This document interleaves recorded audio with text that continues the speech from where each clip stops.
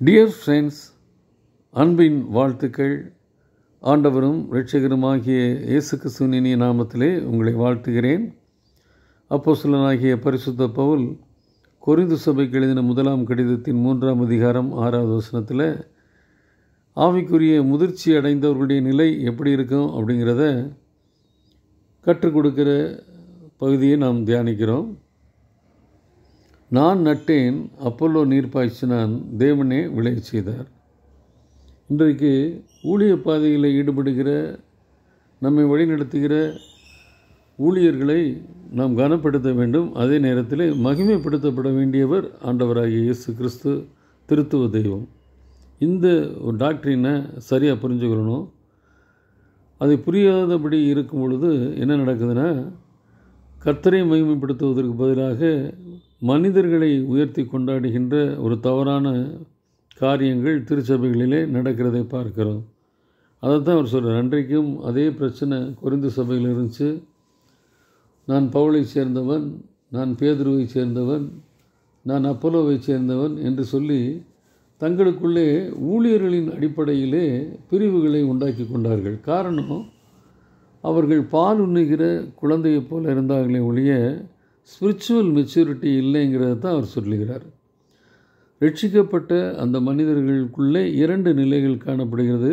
ஒன்று மெச்சூர்டு, இன்னொன்று immatured persons. பாலை உண்ணுகின்ற நிலையிலேயே இருக்கின்ற விசுவாசிகள், அதே நேரத்தில் மில்க் டு மீட், கடின உணவுகளை உட்கொள்கின்ற வளர்ச்சியை பெற்றவர்களும் இருக்கிறார்கள். இந்த 2 நிலைகளில் இருக்கிற மக்களுக்கு சரியாக போதிக்க வேண்டும் என்பதை கற்றுக் கொடுக்கிற பவுலடியார் முதலாவது என்ன சொல்கிறாருன்னா, ஒன்றை மட்டும் பேசிக்காக புரிந்து கொள்ளணும். நாங்கள் ஊழியக்காரர்களாக நாங்கள் என்ன பண்ணுறோம்னா நடுகிறோம், ஒரு சிலர் அதை நீர் பாய்ச்சுறாங்க. ஆனால் விளையச் செய்கிறவர் ஆண்டவர் தான். எத்தனையோ சீட்லிங்ஸை நம்ம தோட்டத்தில் நடுறோம், தண்ணீர் பாய்ச்சுறோம், எல்லாமே வளர்றதில்லை. ஏன் அது கருகி போச்சுன்னே தெரியாமே போயிடும். சில நேரங்களில் மிருகங்கள் அதை கடித்து போட்டுருது, அது வளர முடியாமல் பர்பஸ் சர்வ் இல்லாமல் போயிடும். அப்போ பாதுகாப்பு, அதற்குரிய சத்து உணவு, அதற்குரிய சூழ்நிலைகள், எல்லாற்றுக்கும் மேலே கிருபை, இவையெல்லாம் ஆண்டவர் தருகிறார். அவரே என்னை வளரச் செய்கிறவர். நான் இப்போ கனி கொடுப்பதற்கு ஏற்ற விதத்தில் என்னை வளரச் செய்து என்னை உயர்த்துகிற ஆண்டவர். அப்போ நீர் பாய்ச்சுகிறவனாலோ நடுகிறவனாலோ இல்லை, அவர்களாம் நல்லா ஹெல்ப் பண்ணுறாங்க. ஆனால் விளையச் செய்கிறவர் ஆண்டவராகிய கர்த்தர் மட்டுமே என்பதை ஆவிக்குரிய விதத்தில் உணர்த்துகிற பவுலடியாரை நாம் பார்க்கிறோம். இன்றைக்கும் கூட விளையச் செய்கிற ஆண்டவரை விட்டுவிட்டு நீர் பாய்ச்சுகின்ற, நடுகின்ற ஊழியர்களை, சக மனிதர்களை உயர்த்தி கொண்டாடுகிற நிலை காணப்படுகிறது. காரணம், இம்மெச்சூர்டு பர்சன்ஸ், ஆவிக்குரிய வளர்ச்சி பெறாமல் தேக்க நிலையில் இருக்கிற மக்களுடைய எண்ணிக்கை திருச்சபைகளிலே அதிகமாகிவிட்டது. அதைத்தான் அவர் சொல்கிறார், மில்க் டு மீட்.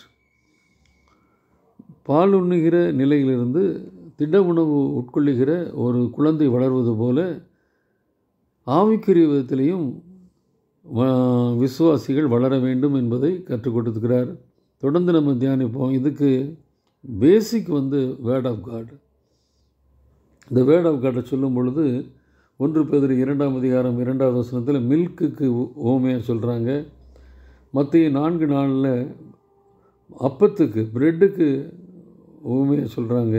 எபிரேயர் 5:11 வாசிக்கும் பொழுது மீட்டுக்கும், சங்கீதம் 119:103 ஹனி, இப்படி பல்வேறு விதப்பட்ட உணவுப் பொருட்களுக்கு அடையாளமாக இந்த ஆண்டவருடைய வார்த்தை சொல்லப்பட்டிருக்கு. ஏனென்றால் அது நம்ம ஆவிக்குரிய விதத்தில் வளருவதற்கேற்ற சத்துக்களை கொடுக்கிறது. அப்போ நானும் நீங்களும் திருச்சபையில் இருக்கிறோம், கிறிஸ்தவ நம்பிக்கையில் இருக்கிறோம்னு சொன்னால் ஆவிக்குரிய வளர்ச்சியில் வளரும் பொழுது இந்த தனிமனித துதிபாடுதல் வருவதற்கு வாய்ப்பில்லை. வளரலைன்னா நான் என்ன பண்ணுறேன்னா, இன்னும் பால் உண்ணுகிறவனை போல இருந்து கொண்டு சிந்திக்க முடியாத நிலையில் இருக்கிறேன்னு அர்த்தம். அப்போ ஆண்டவருடைய வார்த்தை என்னை வளரச் செய்கிறது. மகிமைப்படுத்த வேண்டியவர் ஆண்டவர் என்பதை உணர்த்துகிறது.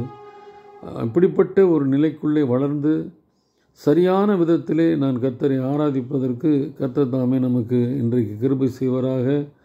இந்த வேர்ட் ஆஃப் காடில் ஆண்டவருடைய வார்த்தையினாலே பலப்படுவோம்.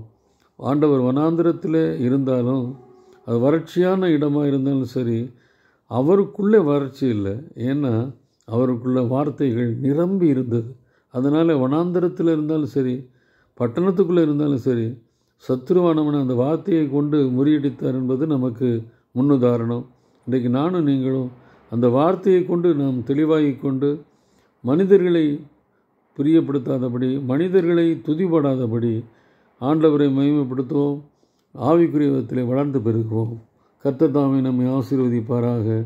ஆமேன்.